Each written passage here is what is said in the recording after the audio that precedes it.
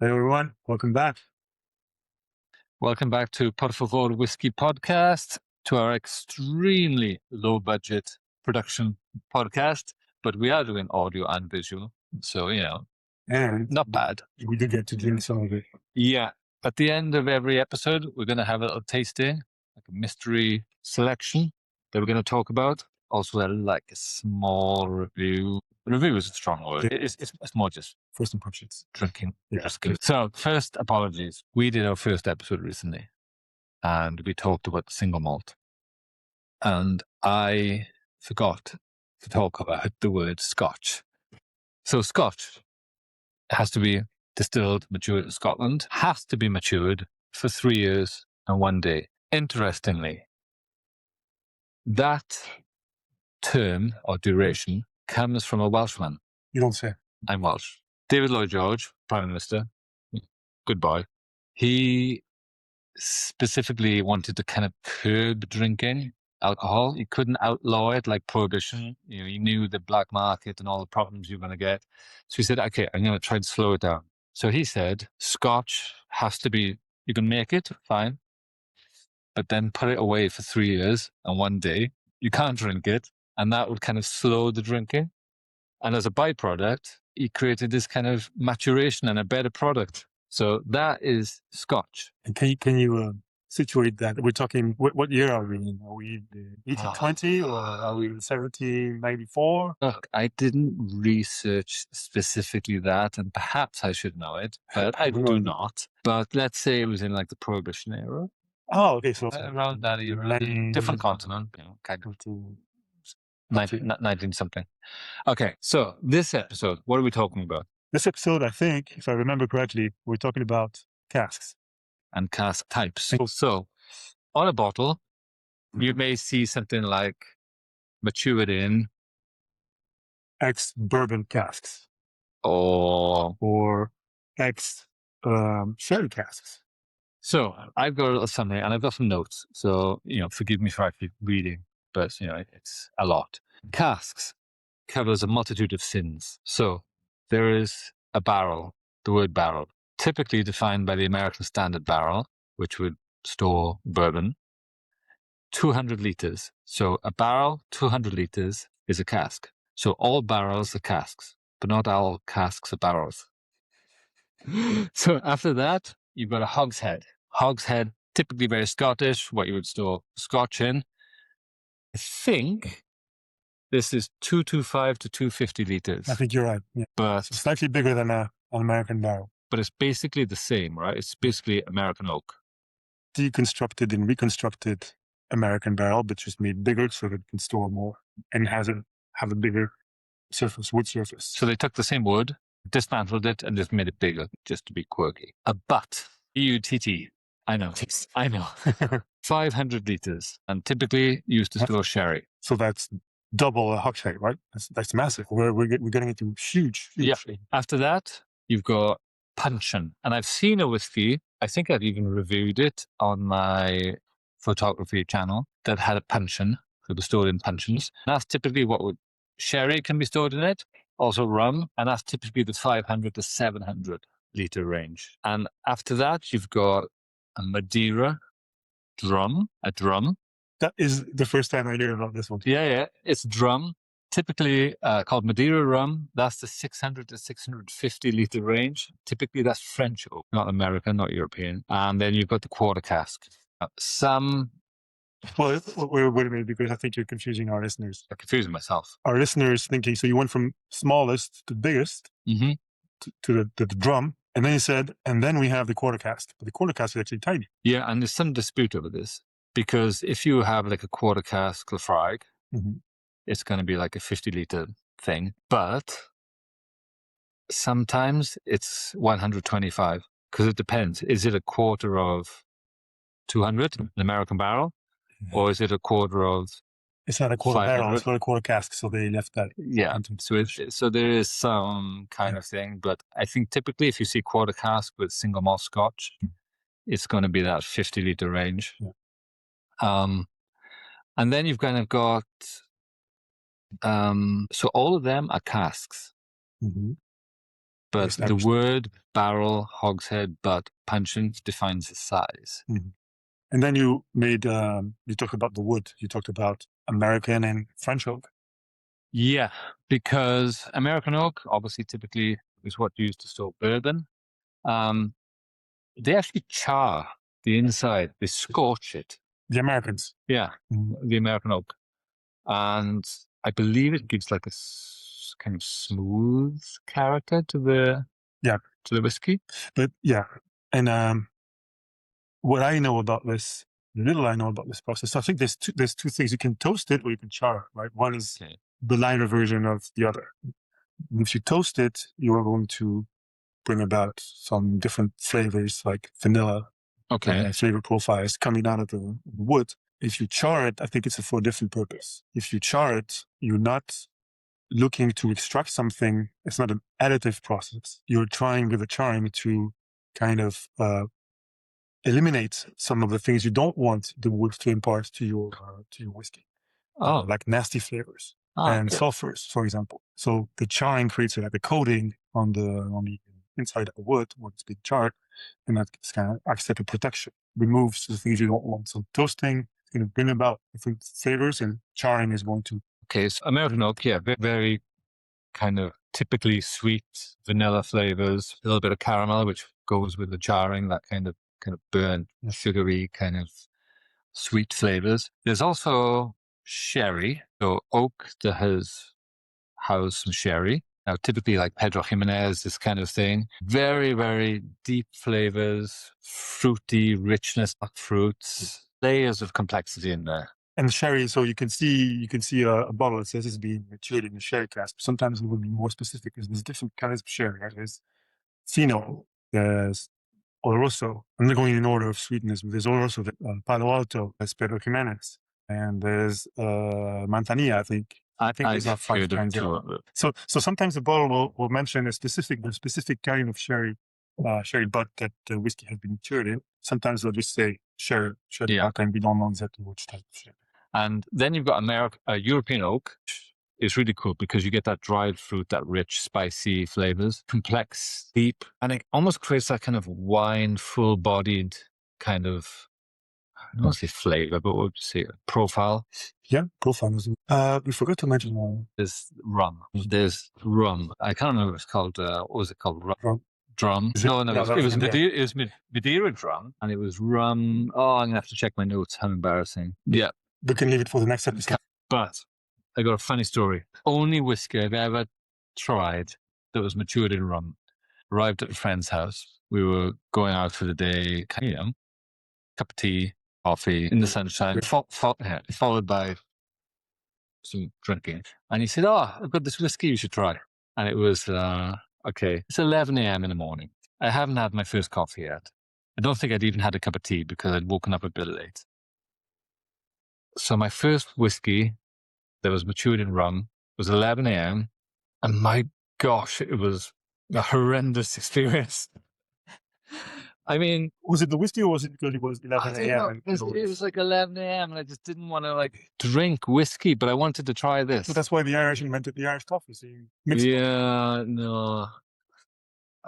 It was a Penderyn headliner, which is part of the Icons range with Penderyn. Like every quarter, they release a new icon. I'll talk about that another time. But yeah, strong molasses. You kind of got some banana and coconut going on in there. Very sweet, but that kind of just rum whiskey flavor. 11 a.m. just did not go down well. No, didn't enjoy it. But that's because we didn't mention there's the different casks, and as you said, the different names relate to their sizes. Right? Different sizes, different types of wood, French oak, American oak, European oak. But also those casks typically are shipped to Scotch distilleries. Mm-hmm. They're shipped what they call wet, which means there's still a little bit of residue and of the liquid that it contained before. So there's still a little bit of rum in it. Okay. There's a little bit of sherry in it still on purpose. And that is mixed in, blended in with the new make that is being poured into the whiskey, into the cask. Right? So your rum is just like your sherry or whatever. They had some rum residue in it. So it's almost like putting single malt X into a cask, and there's like some pipettes of rum already in there or something. I think, or maybe they actually receive it still with, I don't know, at the bottom there's maybe I don't know how much there is, but maybe they empty it before they pour the make it. Or they leave it because they want to impart some flavor. I don't know the answer to that. Maybe, listener, if you have the answer to this, yeah, because we should have disclaimed that as we did at the start of the first episode. If we are wrong in mostly everything, feel free to comment. But there's one more type. Just came to realize you forgot one type. It's really important. Which one is it? The barrique. Barrique. A wine. Cask that contain wine. Sounds French. It is a French word, right? It's called barrique. In English, it's a barrique. Okay. So there's the barrique. I think the size is pretty much the same, or maybe slightly smaller, on the same scale as an American. So 200 liters kind of standard barrel. Yeah, something like that. Okay. Maybe it's a bit smaller, the barrique. By the way, I mentioned the word pipette. Is meant to be accessible to all newcomers to whiskey, along with veteran tasters. Don't worry if you don't know what a pipette is. There will be an episode in the future. Unless you're a chemist, in which case you know all about it. That was my first experience with a pipette, with Gwyddoniaeth Science in Wales. What was the name of your teacher? I think it was Mr. Morgan. It was kind of the generic science class when you're 11 years old, but it was typically the chemistry teacher. My teacher in the name department, my chemistry teacher was Mr. Leopold Hunenberger. That's a pretty cool name. Leopold. He was already 17 in his class. We talked about toasting, we talked about charring. We kind of alluded to the fact that the wood can have an additive, play an additive part, subtractive part, or an interactive part. The interactive part is that it's made of wood because it's going to allow some oxygen to flow in through the wood slowly, and trigger an oxidation of the liquid inside the barrel, which you do want if you're a whiskey maker. So that's why wood is just like a cork on a bottle of wine. I noticed it's always oak as well. Yeah. It's not like it's not a soft wood or anything. It's always oak. Yeah. European, French, American, blah, blah, oak. I think, again, we may be completely wrong, but it's because, like you said before, oak is going to release some interesting flavor profiles for that marry well with the whiskey you want. But it's robust enough to actually take those flavors and not be destroyed itself. It's just going to take them and give back. Yeah.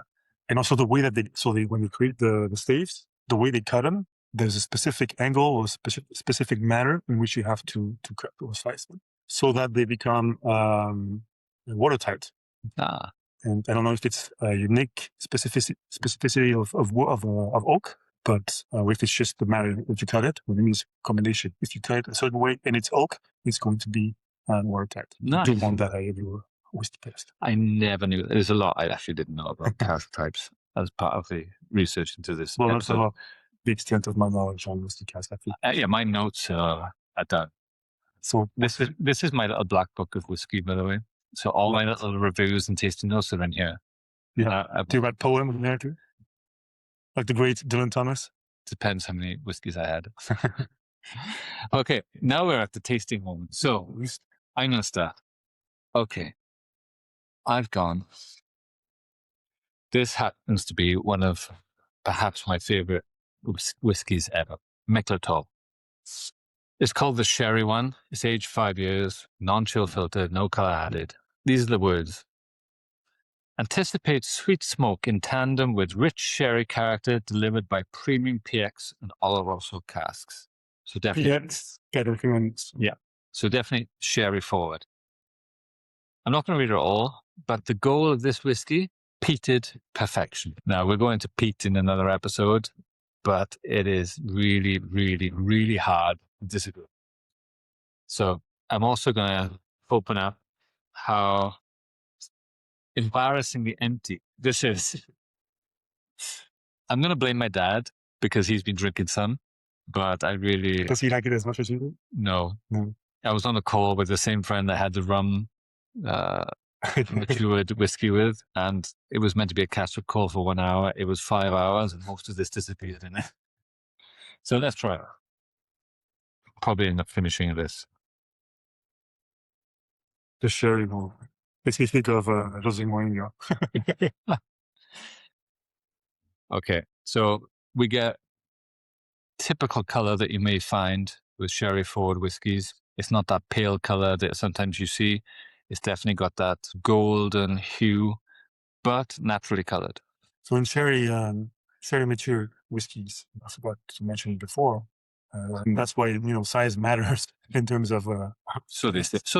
There's a thing such as the spirit to wood ratio. So bigger the cask, the larger the spirit to wood ratio. And that indeed goes back to the quarter cask. To the quarter cask, where the wood has a great influence over the liquid. The smaller casks, the more influence of the wood. The larger the cask, like a sherry one, the slower and the lesser influence of the wood. Perhaps you don't need it because it is such a strong flavor profile. And again, you get the color. And as you say, it's a large, basically, container. I mean, this is not Islay. This is, I believe it's from Glenallachie, Speyside. But there's peat. Let's try. I could just drink that all day. You need a little bottle. It's 5 years old. Did you mention that? 5. Only 5.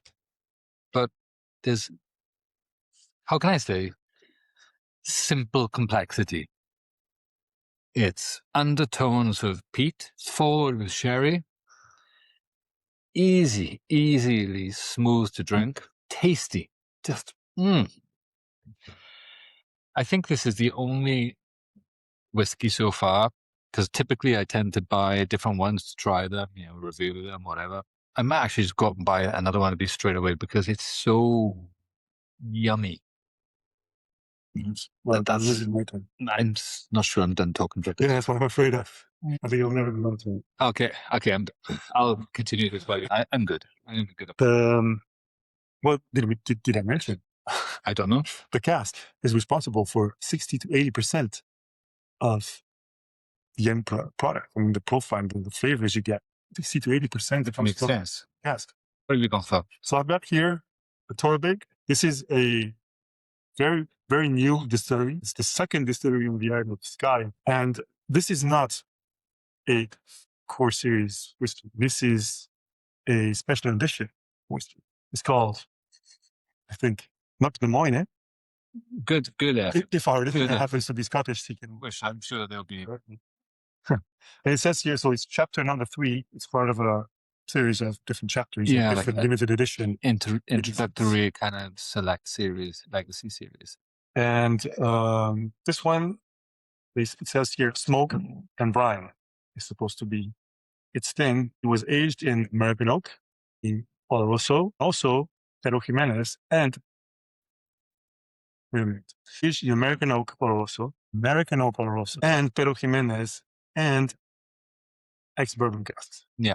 So 3 casks. Yeah, and I don't know if you've ever been to the Isle of Skye. Nope.